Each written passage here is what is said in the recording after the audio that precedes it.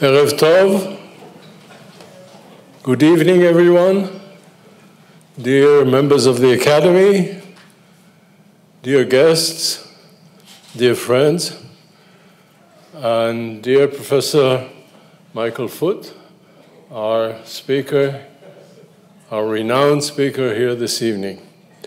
I'm here to welcome you all and to convey the best wishes of all of us, members of the Academy, but mainly of the President, Professor Neely Cohen, who sadly couldn't be here tonight.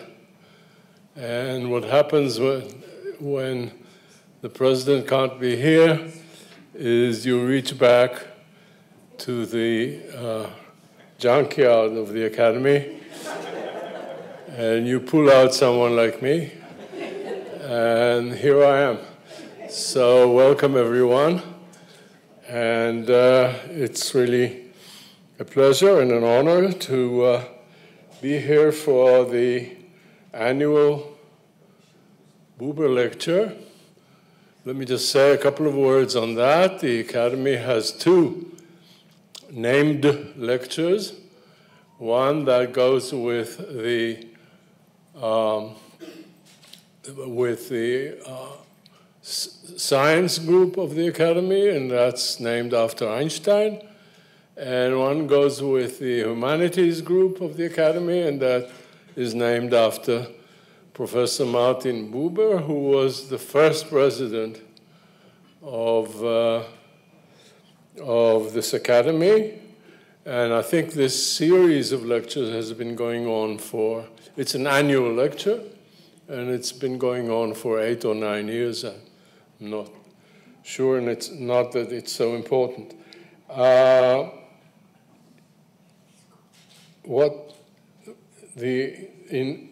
In introducing Professor Michael Foote, Michael Foote. I told you that this was a pull-out from the junkyard of the Academy. Michael Cook, I'm sorry. I do apologize. Michael Foote is someone else, as we know. I'm quite sorry. In introducing you, I looked up, being a complete ignoramus in the area that you're going to be talking about. So I had to look you up in Google, etc. And there I found that your path was SOAS, or Cambridge, SOAS, Princeton. And that along the way you met someone called Bernard Lewis, who was, it says in where I looked you up, was among your mentors. Am I right? That's right. And so eventually Professor Bernard Lewis left SOAS to go to Princeton, and there he got a named chair. I think it's Cleveland Dodge. Yes. Am I right? Okay. And lo and behold, after a while, you left SOAS for Princeton and were awarded the same name chair, namely Cleveland Dodge. So we're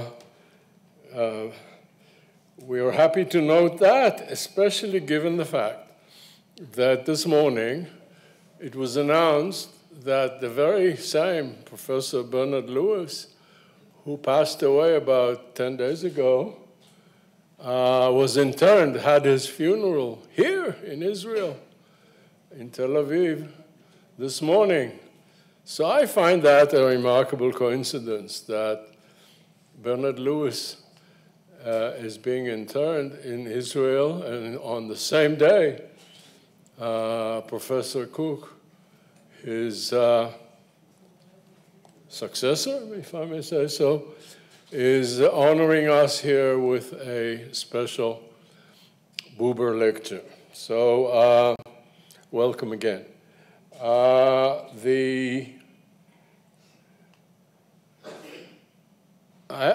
should say a word about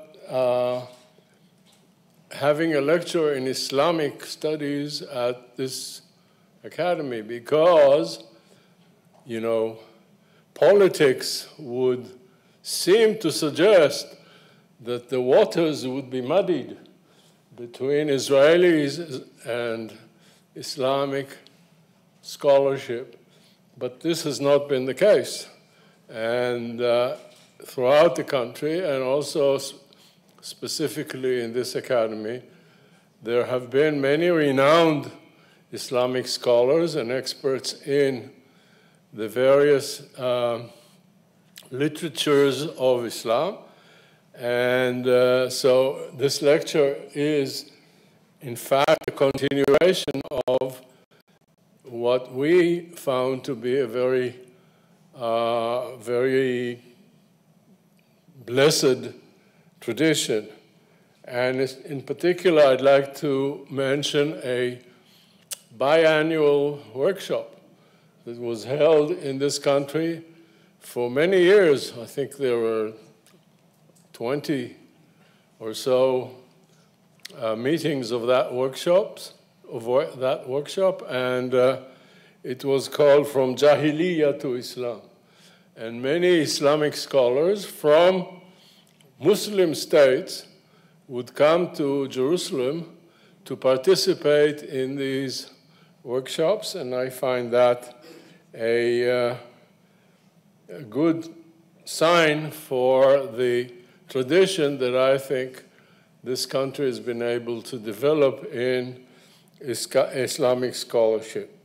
I've also looked up, Professor Cook, your list of PhD students, and they're all listed out there. And I found quite a few of them with obviously Israeli names. Am I right? Yes. And so you had quite a few Israeli students studying with you in this tradition of Islamic studies, and in particular in the involvement of Israeli scholars and PhD students in this area. So this is, I think, a very good background for me to be able to welcome you here. And in order to give you a proper introduction, which is slightly beyond me to do, I will call upon my very good friend and colleague, Professor Friedman, to come up here and introduce you for this evening's lecture. Thank you very much.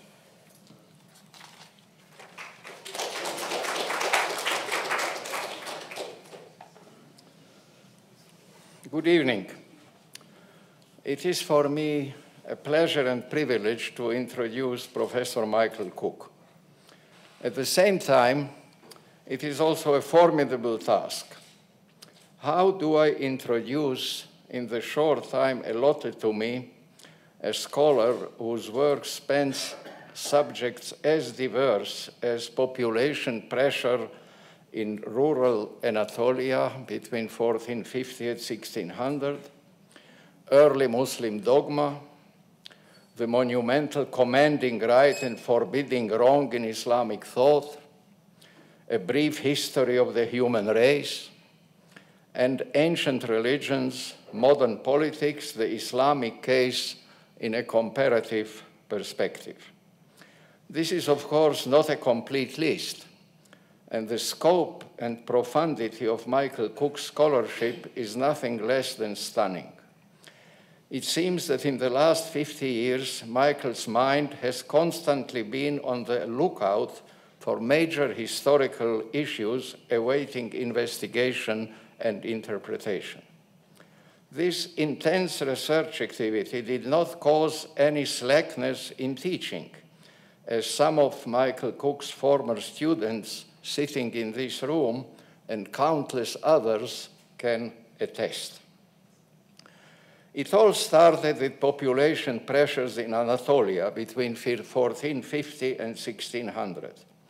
In this book, which was researched in 1964 to 1965 and published in 1972, Professor Cook subjected the theories of Fernand Braudel on population increases in Eastern and Western Mediterranean to intense scrutiny on the basis of Ottoman archives. This means that at the age of 24, he was already at home in Ottoman Turkish, let alone Arabic, Persian, and several European languages. In 1981, in his early Muslim dogma, he locked horns in a characteristically understated language with Joseph van Es and tackled the complex questions of chronology of early Muslim work in this field.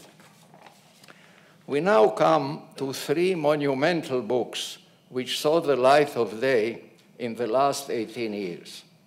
The first one, published in the year 2000, entitled Commanding Right and Forbidding Wrong in Islamic Thought, is a book of 702 pages, which constitutes a comprehensive survey and analysis of Islamic ethics, and especially of the question, how does one promote and defend virtue while preventing wrongful deeds and wickedness? Islam is, of course, many things, and the book, therefore, analyzes separately the ethical thought of Muslims who belong to different schools of law, different schools of thought, and different periods of history. In the introduction to this book, Commanding Right and Forbidding Wrong, Michael Cook promised never to write a book of 702 pages again. Technically, he may have kept his promise, but he did write 2 additional books of equal quality and significance, and his ancient religion, modern politics, comes dangerously close to that quantitative threshold as well. Here we have a book which places a major theme in Muslim history into comparative perspective and tackles the Islamic case together with Hinduism and Christianity, mainly in Latin America. Here is a comparative question which Michael Cook poses at the beginning of the book. I quote, "Is there a reason why one can understand the contemporary politics of India and Latin America perfectly well without having recourse to such medieval luminaries as Madhava and Aquinas, whereas one cannot hope to understand the politics of the contemporary Islamic world without having heard of Ibn Taymiyyah?" End of quote. The brief history of the human race also deals with such major questions. Most closely related to our field, it provides an explanation of the failure of Christianity to penetrate the Arabian Peninsula to a significant degree, even after it prevailed in most of the Middle East. In all these 3 works, Michael Cook has no axe to grind and no so-called narrative to propagate. Nothing of the politicization of Islamic scholarship, which has plagued Islamic studies in the recent decades, has had any impact on his work. But in the best tradition of our field, he does have an enormous amount of material to analyze and make sense of several crucial dimensions of Islamic and human history. In honoring Michael Cook, the Israel Academy of Sciences and Humanities joins a long list of academic institutions which have done this in the past.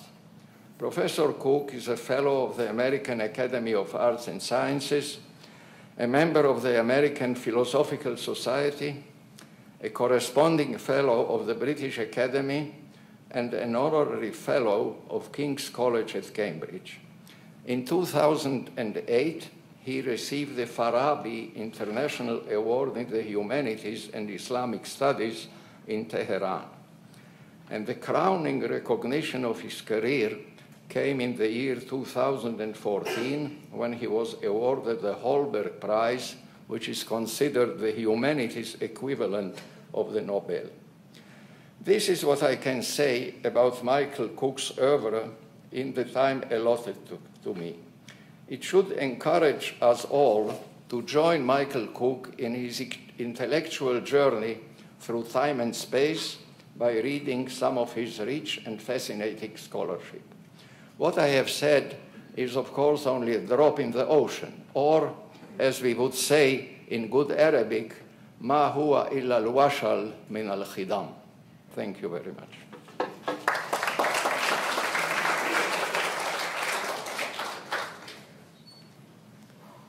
Well, thank you both for those exceedingly charitable introductions.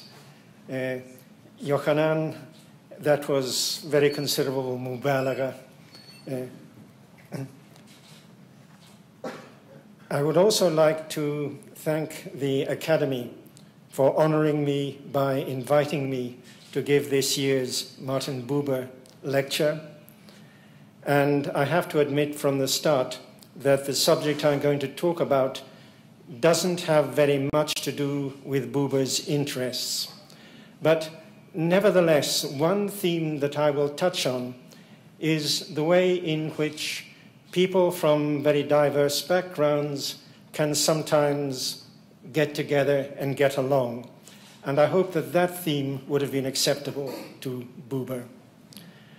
I should explain that this lecture arises from a book I'm writing. You know from what Yochanan said that I have the bad habit of writing books, and I've not been able to kick it. These last few years, in such spare time as I get, I've been writing a book about the history of the Islamic world, which, I mean, if completed, will go from the beginning to 1800.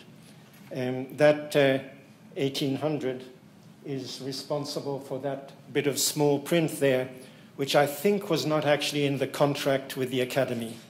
If anybody here came to hear about the period after 1800, this would be a good moment to depart. So, writing a book like that is exciting, but it's also scary, because you frequently find yourself trying to come to terms with aspects of Islamic history about which otherwise you would know little or nothing. And the Indian Ocean is, for me, very much one of those regions. So what you're going to get is my attempt, sort of invading the Indian Ocean, to try to make sense of the Islamic component of its history.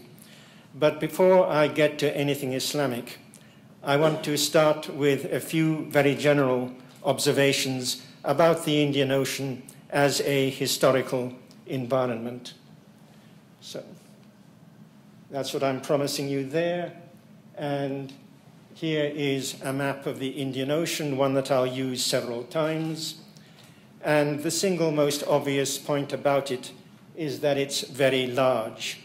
I mean, if your idea of a reasonable-sized body of seawater is the Mediterranean, we could fit the Mediterranean in to the southern wastes of the Indian Ocean just like that.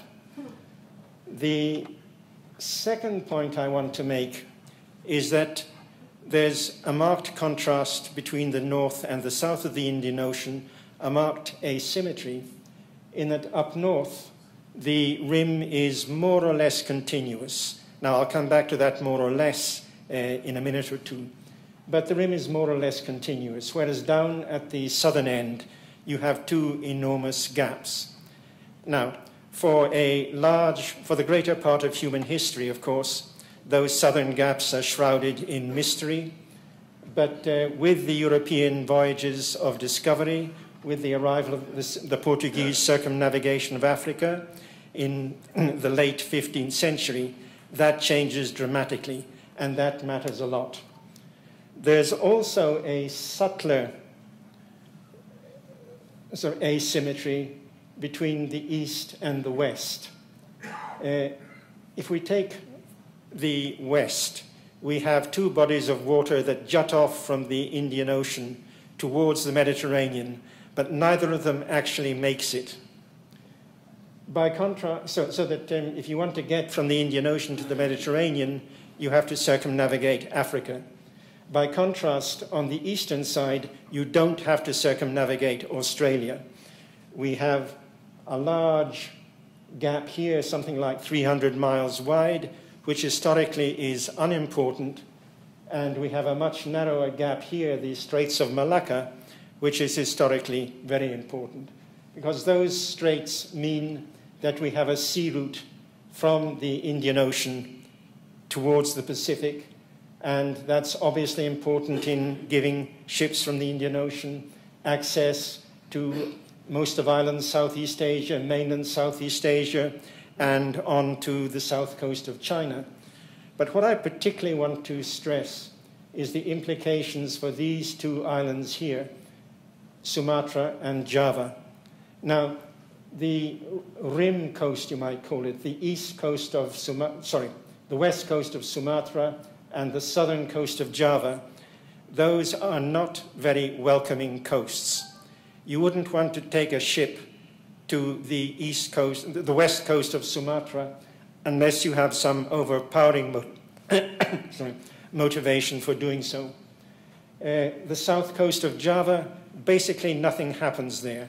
One thing which I'll pick up later, but basically, just that Sumatra faces east and Java faces north.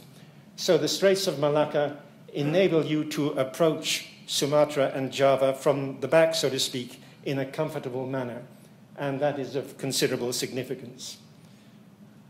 Finally, in this set of preliminaries, we come back to this very large body of water, and that obviously has implications.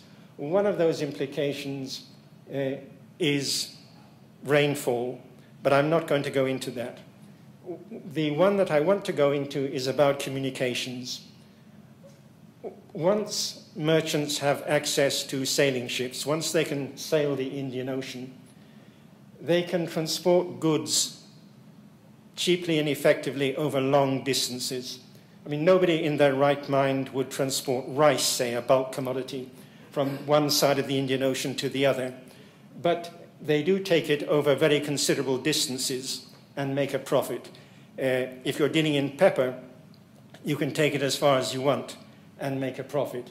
So all this water is good news for merchants. The people that it's bad news for are soldiers. It is very hard under pre-modern conditions to project military power across an ocean. And basically, we don't get any instance of large-scale transoceanic conquest until very much modern times. I mean, you might think that the British conquest of Bengal would be a case in point. Well, it isn't, because what the British did was not to bring an army from Britain round like that. They created their Indian army on the west coast and then moved it a few hundred miles north to conquer Bengal. It was not a transoceanic conquest. So, to the bottom line here, there are barriers that soldiers can't cross and merchants can. And the result of this, roughly and crudely, is that Indian Ocean Islam is going to be mercantile Islam and not military Islam. And one of the a question I'll come back to later is what difference, if any, does that make? But for now, what I want to do is to take you on a kind of a cook's tour around the rim of the Indian Ocean. But before I start off on that, there's a couple of preliminaries. First of all, we obviously have to divide up the rim of the Indian Ocean in some convenient fashion. And the way I'm doing it is, I think, pretty obvious. We have an African sector, a Middle Eastern sector, an Indian sector, and a Southeast Asian sector. So I think that's straightforward. The other thing I want to say a word about is sources. Now, people who study medieval Islamic history, their staple is chronicles. But chroniclers Well, one thing about them is they're interested in kings and battles. They're not interested in merchants and prophets. And another thing about them is that they tend to write in the great cities of large, powerful states. And we don't have too many cities like that around the rim of the Indian Ocean. So it's not good chronicle territory.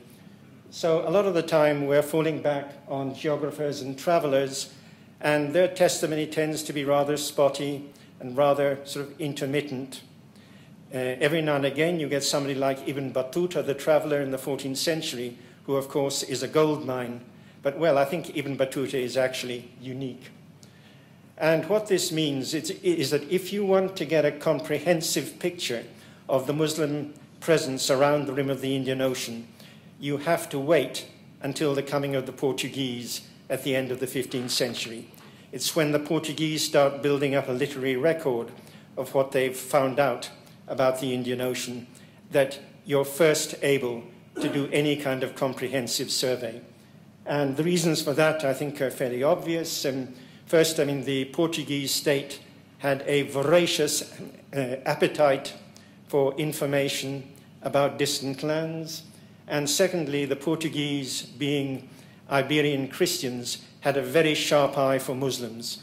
You know, Chinese, in writing about the Indian Ocean, may be a bit vague about what people's religions are, but the Portuguese knew exactly what people's religions were. Okay, so that's a word on sources. Now let me start off. I'm going to ignore the Middle Eastern sector and just take it for granted that the Indian Ocean coastlands of the Middle East convert to Islam at an early stage. And that's not entirely true. If we take this territory here to the east of the Nile, we have the Beja, and most of the Beja apparently managed to continue their paganism into the late medieval times. But we needn't worry about the Beja, let's worry about the African sector instead. And what I want to do here is give you some of the fixed points that we have in the story of the spread of Islam in East Africa. Information is scarce, particularly for the early period, but here are some things that we know. First of all, historians of the early Islamic world are familiar with the Zanj, who are the population of East Africa, because Zanj slaves have a propensity to rebel. There were a couple of Zanj rebellions in the late 7th century, and then a very big one in the second half of the 9th century. Now, that's established. From that, we can infer that in this period there must have been a very lively slave trade going on between East Africa and the Middle East.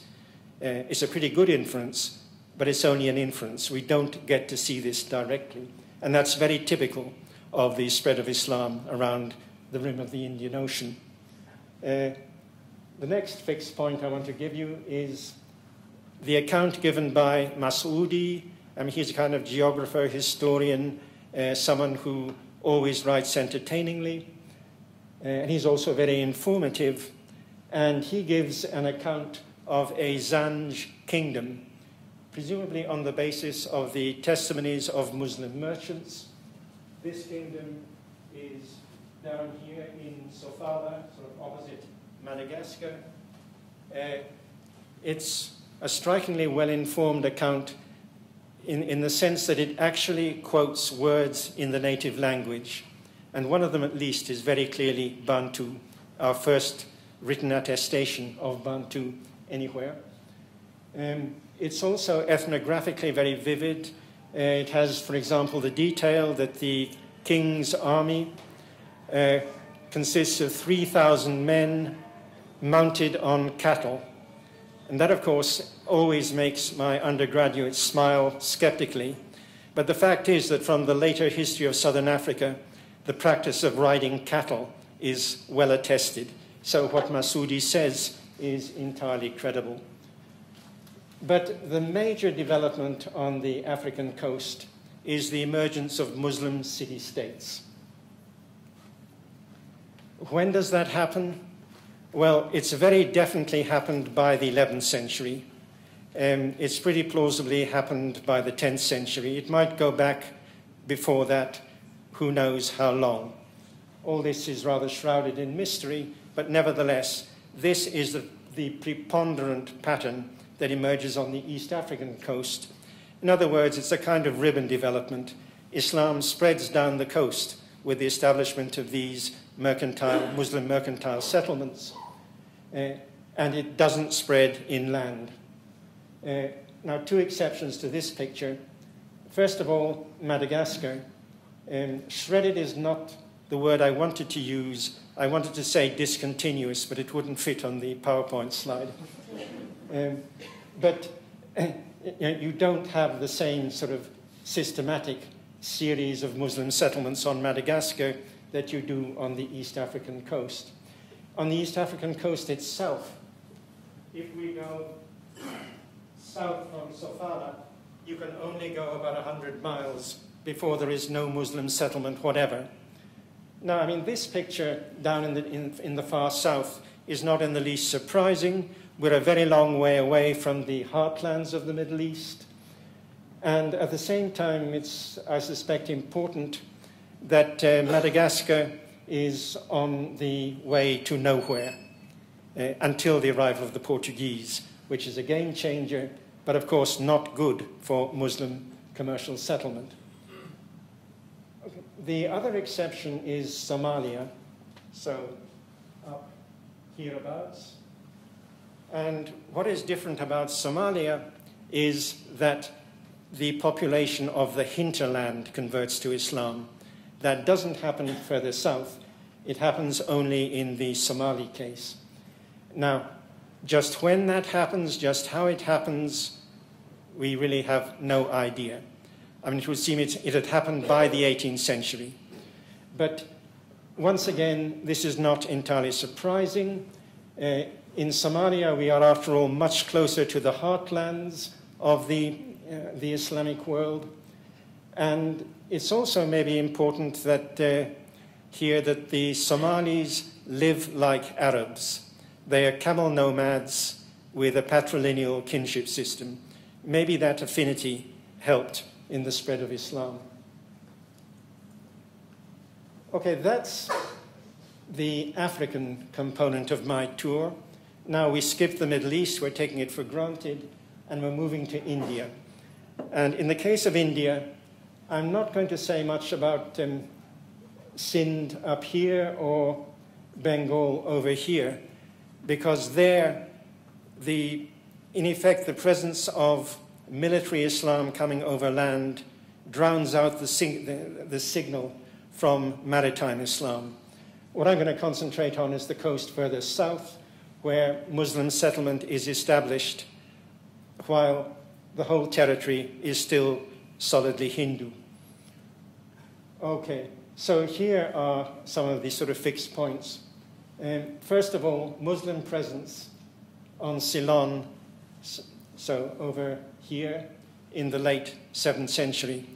Some time ago, Yohanan Friedman pointed out that we have in Arabic sources an attestation of the presence of Muslim merchants on Ceylon.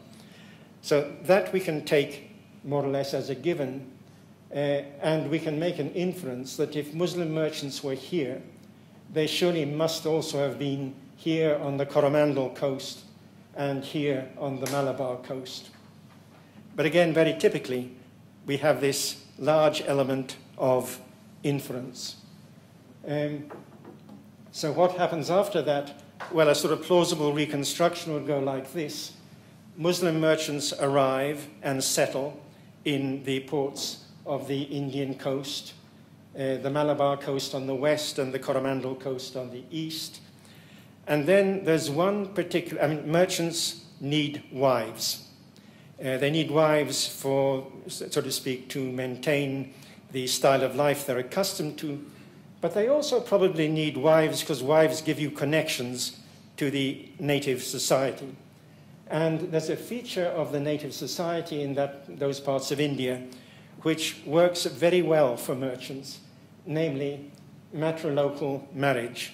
Now, I mean, if a Brahmin girl gets married, her ties with her native family are severed, and she's completely at the mercy of her marital family. By contrast, what's happening here is that the wife continues to live in her natal family, and the husband essentially comes to visit. And that works well for the women because they have the support of their own natal families, but it's also good for merchants. I mean, you can come and have a wife in an Indian port, and you can stay there as long as it's convenient, and then you can go off on a long journey to the other side of the Indian Ocean, and you don't have to worry about maintaining her. So there's a sort of a kind of a click there. And what comes out of this is hybrid Muslim mercantile communities that obviously combine Middle Eastern ancestry with indigenous Indian ancestry. And I want to mention a couple of these cases because I'm going to pick them up later. So one is the Moplas on the Malabar coast, not the coast of Kerala here, and the other is the Marakkayars, who are around here on the Coromandel coast. And as I say, they will reappear. Now I want to talk briefly about a couple of things that don't happen, or happen very little, in the Indian context. First, Muslims don't get to establish independent city-states. In that sense, the Indian coast is not like the African coast. Instead, they have to come to terms with ongoing Hindu states, incumbent Hindu states in the region. Now, in fact, they get pretty good deals. They get quite, we have several examples where they get a lot of autonomy. It's not a bad deal at all. But political independence is usually not an option for them. We do get some rare exceptions, and one particularly, one of the better known ones is the Muslim takeover of Cannanore, which is a port on the Malabar coast on the west side. And it comes into focus in the late 15th century when you have two rulers in Cannanore. One is the Hindu ruler of the land, and the other is the Muslim ruler of the sea. And they're supposed to work together, but as often happens in diarchies, it doesn't quite work that way. There's a struggle between them, a lot of maneuvering, and the Muslim ruler of the sea is the one who comes out on top, and he dispatches the Hindu ruler of the land to somewhere up country.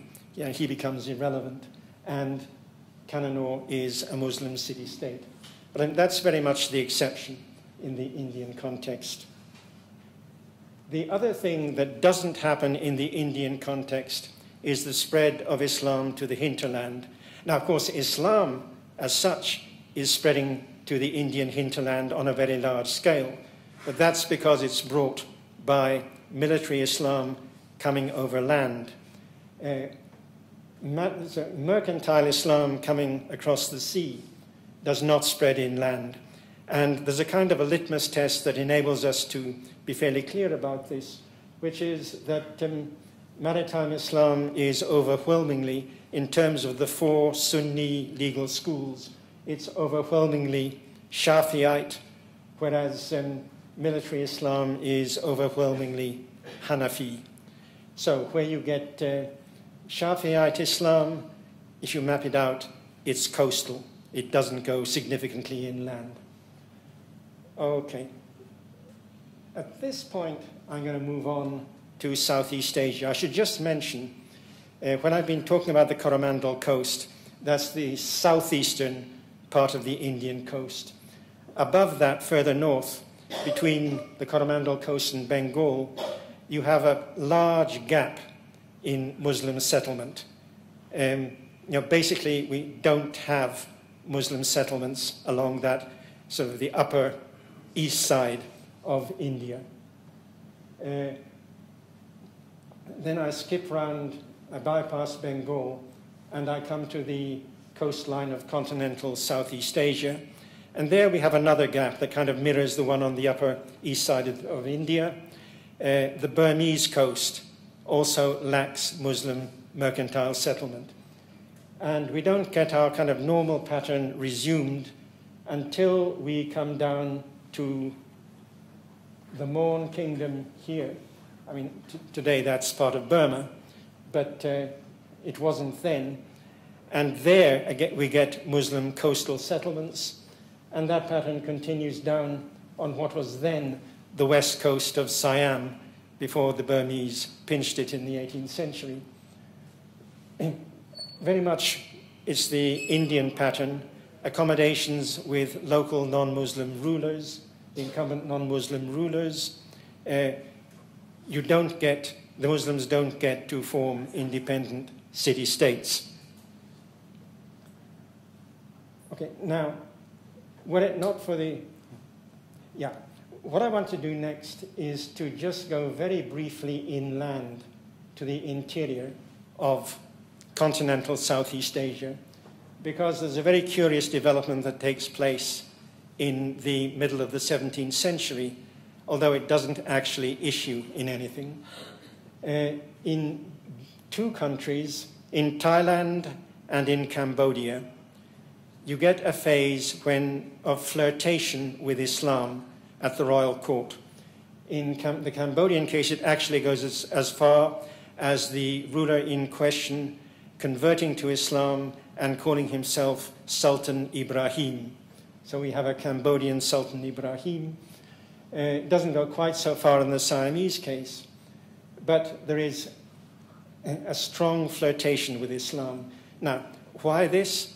Well, the basis of it is two things. One is the presence of large numbers of adventurers from all over the place in the capitals of Thailand and Cambodia. Lots of people who have sword will travel. They're very varied, but many of them are Muslim. The other thing in the background is that the rulers in question are usurpers, so they have no legitimacy in terms of the indigenous political norms. So they are desperate for whatever support they can get. And these sort of soldiers of fortune are ready to supply that, so that it's armed Muslims who are one of the key constituencies of those rulers. Now, as I say, it ends up fizzling out. The way it fizzles out is different in the two cases. In the case of Thailand, it looks like the ruler eventually gets bored with Muslims and their culture, and he decides that the French and their culture might be more interesting. So he switches to the French. The Muslims then rebel, and the French suppress them. In due course, the French overplay their hand, and they're out too. So that's Thailand. In the case of Cambodia, it's more brutal. It's a Vietnamese invasion. This is a hazard that you suffer from in continental Southeast Asia. It's not just the Cambodians who suffer from that.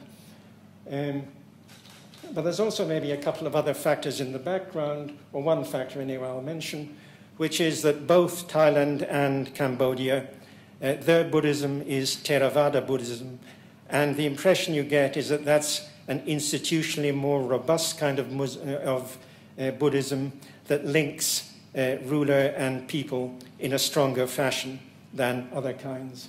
So that the fact that the monks are very unhappy about this flirtation with Islam in both countries is politically significant. Okay, before I leave continental Southeast Asia, there's one other thing I want to talk about, and that's these people here, the Chams, who are down on the southeastern coast of what's now Vietnam. Now, the Chams are a people related to the Malays, and they must have started as a maritime people.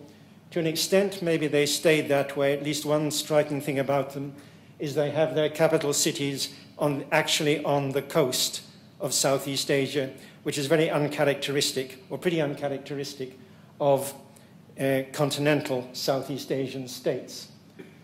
But what they turn out not to be good at is land warfare, or at least from the 15th century onwards, they're going downhill rapidly in the face, once again, of Vietnamese aggression. The Vietnamese are pushing down, and eventually all the Cham territory is going to become part of Vietnam, and the Chams are just going to be a sort of residual minority. But somehow, against that background of unfolding national disaster, the Chams, to a large extent, convert to Islam. And this is happening in the, say, round about the beginning of the 17th century. It's happening quite a lot. And what is more, the Cham ruler, though not himself a Muslim, is encouraging his subject Chams to convert to Islam. And sometime in the decades after that, the ruler himself converts. So the Chams become a largely Muslim people. But, I mean, this is the one success story of Islam in continental Southeast Asia. But it's a success story among a failed people. So that's continental Southeast Asia. What I come on to now is island Southeast Asia. And here, we're obviously dealing with Sumatra and Java. I won't deal too much with anything else. But I'm also throwing in, as almost an island, etymologically a peninsula, Malaya, the Malay Peninsula, because I think it behaves more like an island than like part of continental Southeast Asia. So, what happens there? Well, again, typically we start with an inference. We know for a fact from both Arabic and Chinese sources that in the 8th century there were maritime Muslims, Muslim merchants, who had come overseas to the south coast of China. And there's no way they could get themselves there without passing through Southeast Asia. So they must have passed through Southeast Asia. And though I can never remember the details, I think the winds are such that passing through Southeast Asia to China or the other way around, you can't do it, just going straight through. You have to stop and spend a considerable time in Southeast Asia. So it stands to reason that there must have been Muslim commercial settlements in island Southeast Asia. In fact, we know there were settlements on the Cham coast from, I think, the 11th century onwards. So we would expect there to be similar settlements in island Southeast Asia. But that is an inference you have to wait until the very end of the 13th century before you get actual direct evidence. And the direct evidence consists of two things in the 1290s, one being Marco Polo, who comments on the way in which Muslim merchants are converting the indigenous population in the ports of the north coast of Sumatra, and the other from just exactly the same region is an inscription of 1297, which is a tombstone of a Muslim ruler of one of the city-states of that north coast. So there we have attestation of an independent Muslim city-state. And that, so to speak, sets a precedent. We'll then gradually have more examples, the most famous ones being, of course, Malacca hereabouts and Aceh thereabouts. So we get this pattern of Muslim city-states. In other words, what's happening here is like the east coast of Africa and not like what happens in India. Now, there's nothing there that's particularly surprising except maybe the dearth of evidence for Muslim settlement before the 1290s. What makes island Southeast Asia remarkable is the penetration of the hinterland by Islam. This makes it unlike any part of Africa apart from Somalia. Now, the Malay Peninsula, I tried very hard to find someone who would tell me how far by 1800 Islam had penetrated the interior of the Malay Peninsula. And certainly if we go back to the 15th century, we have some evidence that it definitely hadn't yet penetrated the interior. But I mean, nobody would tell me what the situation was as of 1800, and maybe they simply don't know. Sumatra, it's a much clearer picture though a slightly complex one. What we're talking about is this people, the Minangkabau. They live in the highlands of Sumatra, so to speak, the central western highlands. And they have a pretty good piece of real estate there. They have two things going for them. One is that their volcanic soils are pretty good, whereas apparently other people in the highlands of Sumatra have bad volcanic soils. I mean, volcanic soils are apparently like cholesterol. There's good and bad. I don't understand in either case what the difference sort of derives from. Okay, so one thing they have is a good agricultural basis up in the highlands, and the other thing they have is gold. And gold is a commodity sufficiently precious that brave mariners and merchants will actually take the risks of approaching Sumatra from the west in order to get their share of the gold trade. So there we have the Minangkabau conversion is not well known, of course, but a lot of it seems to have happened by, say, the middle of the 17th century, and it's thought to have been more or less complete by 1800. The other case we can say something about is Java. Java, when the Portuguese first got there, was a typical example of Muslim coastal settlements, but no penetration of the interior. And that then changed rather dramatically in the 16th century. In the second half of the 16th century, a new state is established in the interior of Java, sort of fairly far to the east, the state of Mataram. And here it's important that Java too has extremely good volcanic soils, and the best soils anywhere in Southeast Asia. So it has tremendous agricultural wealth in the interior, which means that it's possible for a state in the interior to dominate the island. And that indeed is what happens, that the north coast, the coast that counts, is taken over by this state of Mataram ruling from the interior. And it's held until the Dutch take the coast away from them in the 18th century.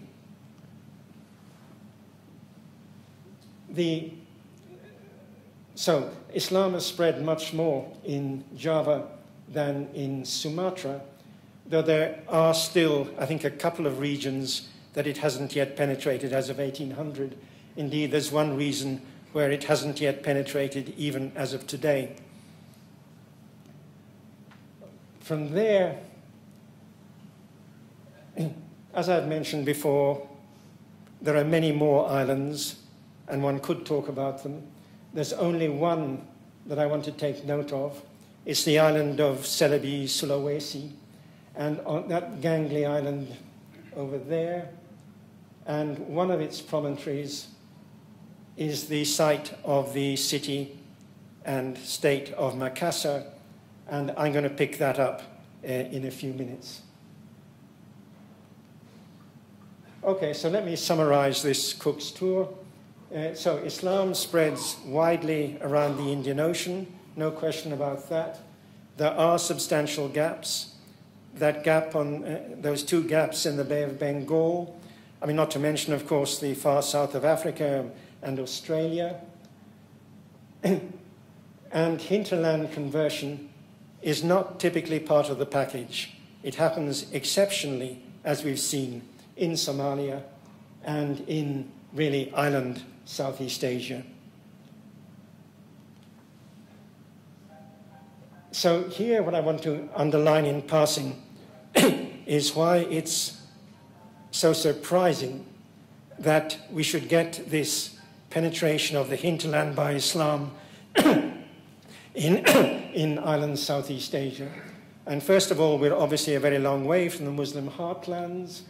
And secondly, something that I haven't mentioned before and we don't have time to say more about, but these regions have possessed literate cultures for something like 1,000 years before the coming of Islam. In other words, Islam is not offering literacy to a society that lacks it. And yet we get this spread of Islam to the interior. Okay, that's the end of the survey. And now I come back to that question, what difference does it make? What sort of Islam was it that was spread around the rim of the Indian Ocean. And here, I'm going to start off by doing some a priori speculation, starting from the proposition that merchants need to get along with people more than soldiers do. So the question then is, who do they have to get along with? And I've identified three constituencies they need to get along with. One is the people back home where they come from. One is each other. They have to be able to do business with other merchants around the rim. And one is the native population of the foreign lands. Those are their host societies. And they need to get along, by and large, with all those people. And that makes it complicated, because these things pull in different directions. So let's start with the effect of the need to keep in with the people back home. Now, if you just check around the coastlands of the Middle East, the Indian Ocean coastlands, you get a pretty varied sort of set of different versions of Islam. Now, you get Shiism of different varieties, you get Kharijism, you get at least three distinct sort of Sunni schools of law. Yes, I think it is the case that the single biggest thing there is Shafi'ite Sunnism, but it's very, very far from being a monopoly. And the natural tendency then of our merchants is going to be to reproduce that distribution around the rim. Okay, what about the need to get along with each other? Now there, my hunch would be that it's beneficial for merchants to be part of a widespread religious culture. I mean, to use a Yiddish word I heard long ago, it's important to know that some enterprise is inzere, right? And that is something, if those guys are Shafi'ites too, there is a kind of an entree that you get there. And in this respect, my guess would be that Shafi'ism arrives, it's the biggest single component of this mixture of different forms of Islam, but it has this advantage, it's the biggest, the most widespread, and there's therefore a tendency towards homogenization to make Shafi'ism an even bigger thing. So it becomes relatively more prominent, but that's just my guess. Then finally, we come to getting along with the natives, and obviously the natural tendency there is for Islam to go native. You know, maintaining a whole lot of norms that you bring from the Middle East that cause friction between you and your host society is not such a good idea. So Islam is going to tend to go native. But of course, that's other things being equal, and other things are rarely equal in this world. So out of all that, what is going to come? How is it going to play out? Well, I'm not going to take you on another tour around the rim. What I want to do instead is pick out three patterns and give you examples of each. And I'm looking at this from the point of view of the metropolitan Islam of the heartlands. I'm also using religion in a narrow sense, one which would not be appreciated in Cairo or Tehran. So I want to identify three patterns, one of religious and social normality, one of religious normality but social deviance, and one of religious and social deviance. Now, obviously, there I'm giving full rein to metropolitan Islamic prejudice, but you may not like that, but this is the Buber lecture, and I want to remind you of something Buber said in 1937. Prejudices are not necessarily bad, okay? So we're going to go with that. So let me start with an example of religious and social normality. In other words, people who really look pretty good from a metropolitan Middle Eastern standpoint, seen from Mecca. And that's where I'm picking up Macassar. The people of Macassar decided in 1605 that they would convert to Islam. And in a manner very characteristic of those people, they did it properly. So, on the religious side, here is a French priest writing them up in 1688. They are, the people of Macassar, they are far more devout than all other Mohammedans, for they observe an infinite number of ceremonies because they believe them to be practiced at Mecca, which they look upon as the center of their religion and the pattern which they ought to follow. So these are real Mecca-centric people. That's the sort of religious side. Let me now take the social side. And here are three developments that take place, apparently rather quickly after the conversion. No more grave goods. Now, I mean, if you've been in the habit since time was of burying your dead with a decent array of grave goods, this really is going to feel very bad. This is a wrench. So I mean, they're really doing something very properly here. Secondly, no more pork. And if you like pork, as I do, and they probably did, that's tough. And finally, no more scantily clothed women. And I mean, that affects real life in a pretty basic kind of way. So these are very serious people who have made a very serious transition to Islam, both religiously and socially. Let me now go on to my second pattern, which is religious normality but social deviance. And what this is about is matrilineal kinship. Okay, so I take the Moplas. It's actually the northern Moplas, but never mind. The Maracayas, those two groups from India, and I'm adding the Minangkabau from the highlands of Sumatra. All these groups, well, I've described them as zealous in their adherence to Islam. Maybe in some cases that wouldn't be quite right, but certainly they're the Islam that they practice in their religious observances is very much acceptable. But we have these matrilineal kinship systems that continue after their conversion to Islam. And I mean, this is a system in which a man's heir is his sister's son, and that is just obviously completely incompatible with Islamic law. And yet, this seems to be a stable combination. Fairly zealous adherence to Muslim rituals, but a complete failure, if you want to see it that way, to adopt Islamic law. The other point I want to mention here, particularly because David Schulman is present, is the way in which the Maracayas participate in Tamil Hindu literary culture. Now, if we go back to the Moplas on the other coast, the Moplas, I mean, like everybody in that region, they speak Malayalam. That's their mother tongue. They write it, but they write it only in the Arabic script. And the literature they produce in the Arabic script is totally unconnected to the mainstream Hindu Malayalam literature. By contrast, the Maracayas and Tamil Muslims in general, yes, they do write in the Arabic script, but they also write extensively in the Tamil script. In other words, they write like Hindus, and they participate in the literary culture of the Hindu Tamils.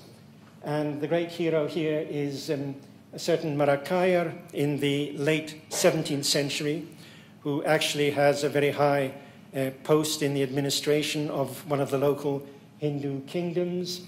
He is a patron of Hindu Tamil poets.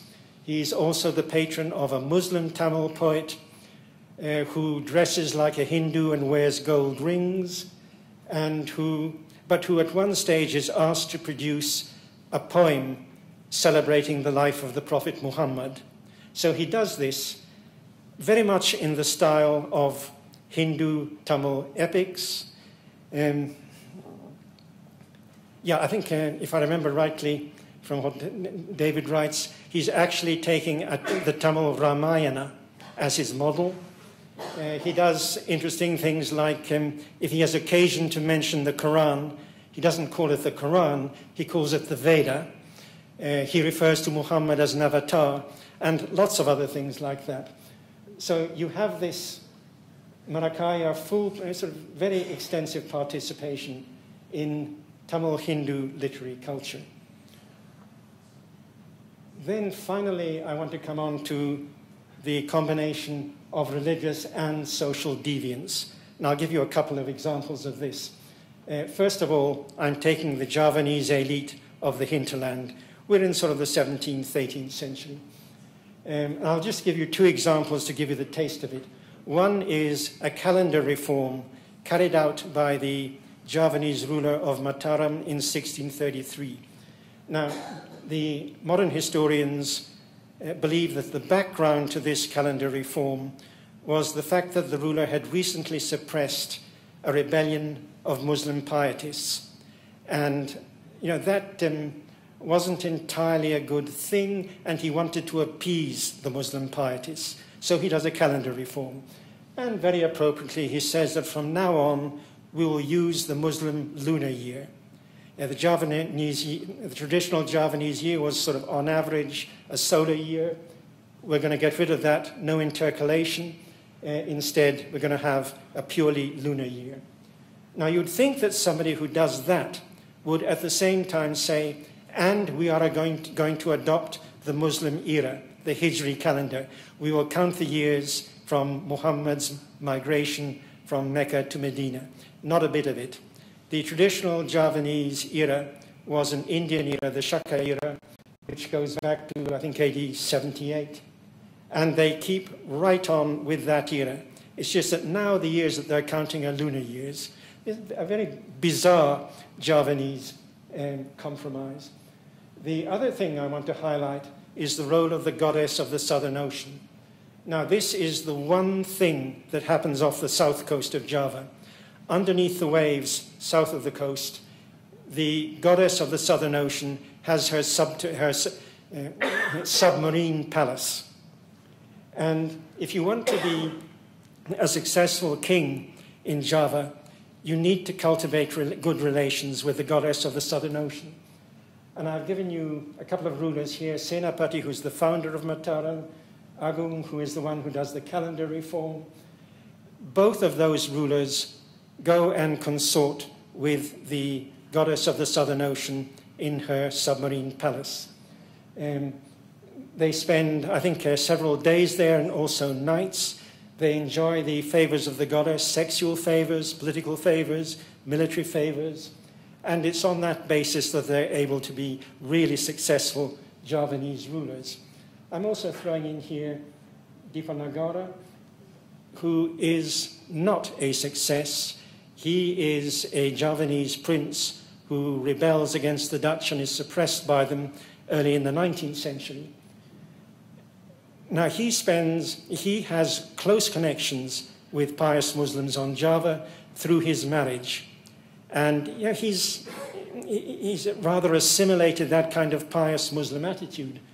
But nevertheless, when he's on the southern coast, meditating in a cave, the goddess comes to visit him. Now, because he's pious, he rejects her blandishments, but nevertheless, it's very important for him that she has recognized him as somebody who is going to be king. Actually, he isn't, but that's his bad luck. And then just finally, another example of the role of this goddess. From 1774, we have a Javanese epic written by a Javanese prince. And it's a kind of wish fulfillment. This is a time when, the Dutch are really getting very much in the face of the Javanese. And he has this fantasy that he leads a glorious Muslim army on a glorious campaign. This is holy war. They completely defeat the infidel. They take all their cities. They get to the capital city of the infidel, and they get the unbelievers to convert to Islam. Now, all along, a key component of his military forces is the goddess of the Southern Ocean and her army of spirits. And there's a key moment when things could go either right or wrong, where the goddess of the Southern Ocean tells the Javanese to recite the Quran and pray to God. The Javanese do as they're told by the goddess, and they win the battle or the siege, whatever it is. So that gives you a sense of just how persistent this, from a Meccan point of view, extremely un-Islamic role of the goddess of the Southern Ocean is in the Javanese polity. The other example I want to give you comes from the other side of the Indian Ocean. It's a community called the Antemoro. They're on the southeast coast of Madagascar, a very remote coast. They're, and I don't know what the correct term would be, they're kind of quasi-Muslim. I can't put it better than that. They say that they come from Mecca, and there is a piece of evidence that's recently come to light that may not be completely wrong, in the sense that DNA studies show Middle Eastern ancestry on the male side, though not on the female side. But that clearly was a long time ago. And the kind of things that they do or used to do, I'm not quite sure what they do now. First of all, intercalation. In other words, maintaining an on-average solar year. Exactly what the Javanese gave up in 1633. Very un-Islamic, condemned in God's book. Secondly, burials oriented to the east, not to Mecca, even if they came from Mecca. And thirdly, from 1741, there's a bizarre Dutch account of a pig ceremony. The Antemoro sort of took a pig and took the pig down to the coast. And then it's not very clear what they did with the pig, but what they did do was drink a very large amount of liquor and have tremendous fun. And the Dutch, being Protestant Puritans, said to them, is this really how you practice Islam? And they said, oh yes, absolutely. So that gives you a certain sense of this elite community of southeastern Madagascar. What do the two examples I've given you, the Javanese and the Madagascar one, have in common?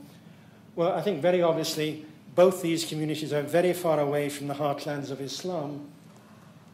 And I think in each case this remoteness is enhanced. In the Javanese case, it's the fact that they're in the hinterland, in a rich hinterland. In the Antemoro case, it's sort of being on the way to nowhere, or when it's not nowhere, it's the Portuguese and others coming around the south, the Cape of Good Hope. So in other words, my conclusion is that both of them, here we have communities that are beyond the reach of metropolitan Islam. Okay, that concludes my answer to that question. Now, I'm not quite sure when we started. Let me take this very quickly, perhaps. What I thought of doing here, and I've spent the best part of an hour talking about Islam and the Indian Ocean, I thought I would give you 3 for the price of 1, and just throw in the Atlantic and the Pacific, and it won't take long. And it provides, I think, an instructive contrast. So first of all, let's take the Atlantic. And here, obviously, we start with a large sector of the Atlantic coastline that has a large Muslim population. So does that population spread Islam by taking to the sea as mariners, as merchants? Well, let's just look at one thing, the Canaries, the Canary Islands. Here you have the Canaries. Fuerteventura here, I think, is within 60 miles of the Moroccan coast. In other words, these are pretty much local islands. And yet, when the Canaries began to be invaded by European Christians in the 14th century, what those Christians encountered there was a native population untouched by Islam. Islam had not spread across even that 60 miles. And this picture is reinforced by the testimony of no less than Ibn Khaldun.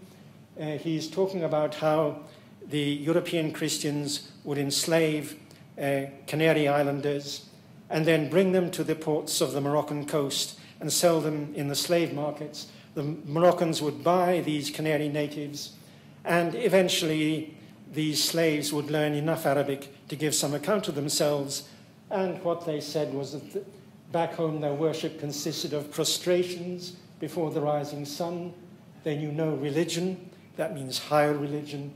and had not been reached by any missionary activity. So that's the Atlantic story.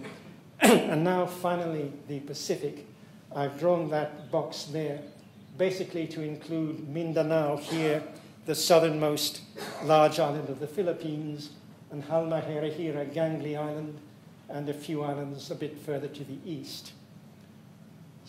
Now, what is very different here is that the Muslim population that does get there is very definitely a maritime and mercantile population. But they kind of only just get there. I'm taking Halmahera first. The sort of real center of gravity for the Muslims here is these two little islands here, Ternate and Tidore.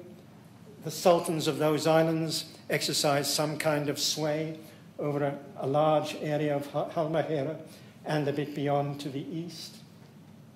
And you do actually get Muslim settlement on the Pacific coast. But the real center of gravity is on the west side, not on the Pacific side. And the spread of Islam by people coming from Halmahera, it goes to this island here and a little bit to here, and maybe just sort of grazes the northwestern coast of New Guinea.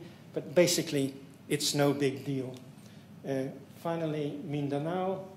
Well, that's a map of the distribution of the majority Muslim population of the present day. And as you see, again, they're very definitely on the west side. They're not on the Pacific side. Now, I mean, historically, they did get to the Pacific side, but this does not seem to have issued in any significant spread of Islam further afield. So that if what you want is a story about Islam and an ocean, this is the story for you. Thank you.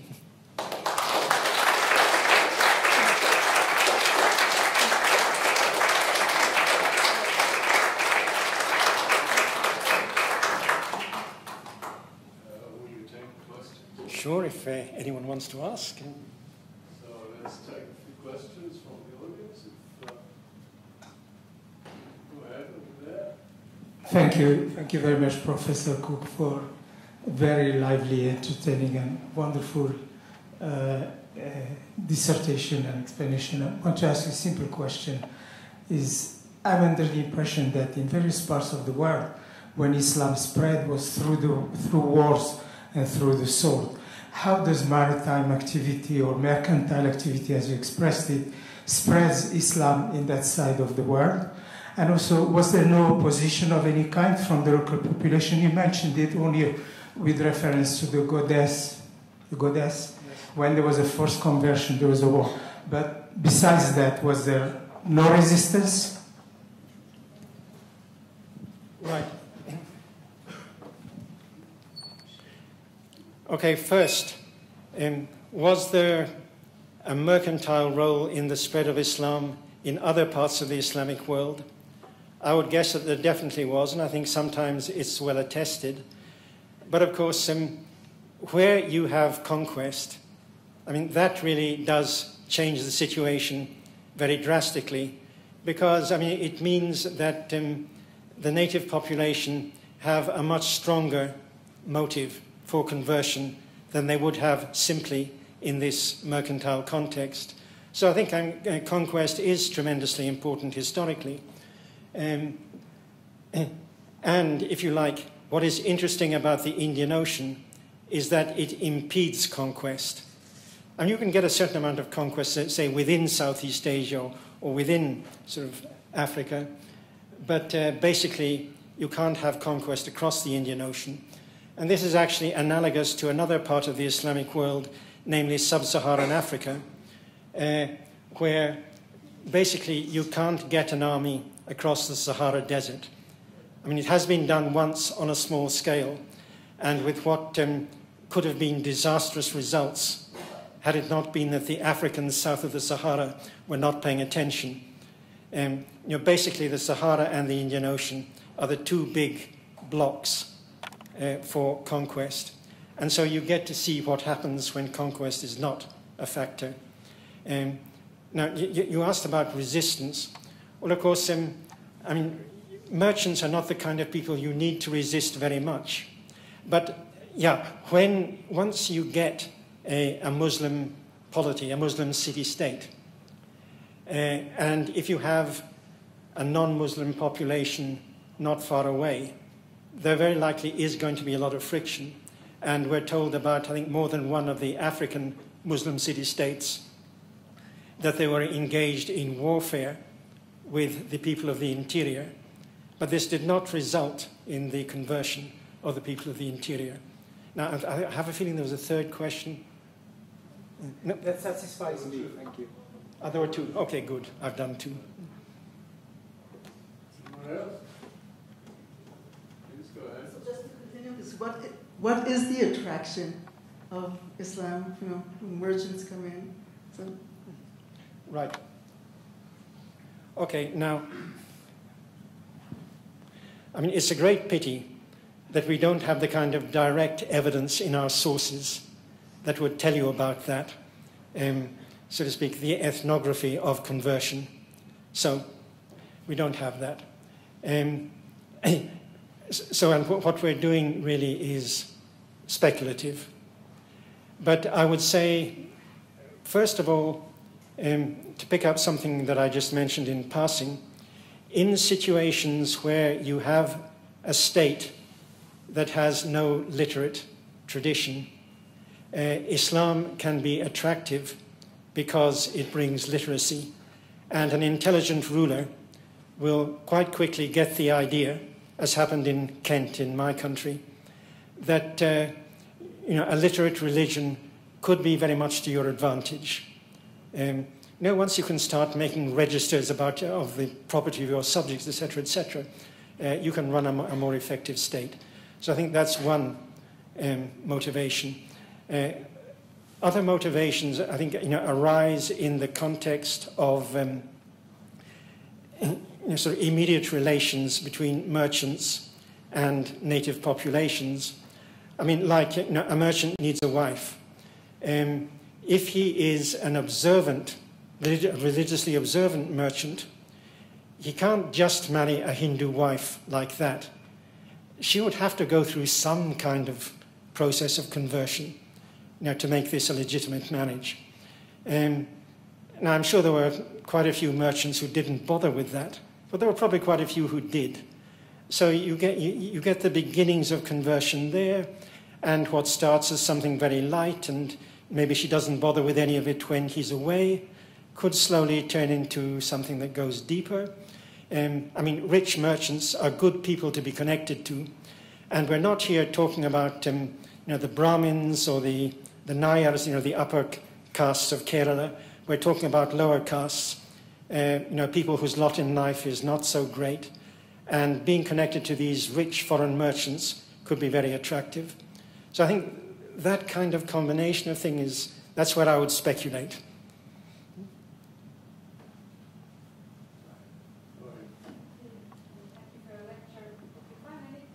Between the Moher system and the dowry system, as if to say families with more girls were more prone to marry off their girls with lower castes. Because when we were in India, we were fascinated that like Catholic would still remember that they are Brahmin Catholics, yes, and they would intermarry between themselves and would not marry.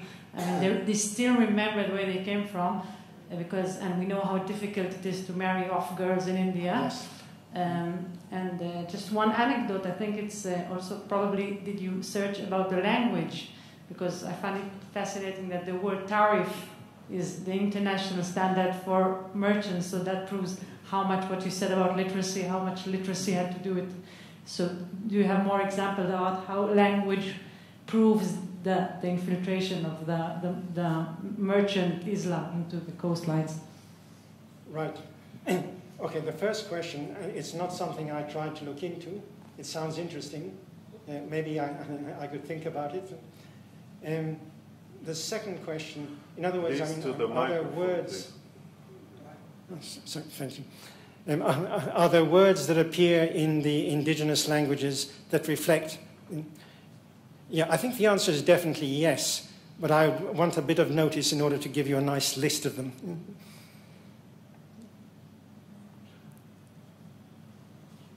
All right, thank you very much.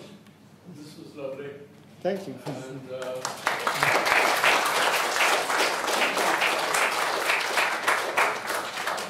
we have a medal here that we want to give out to people who honor us with the Buber lecture. And I wonder if you will accept this one.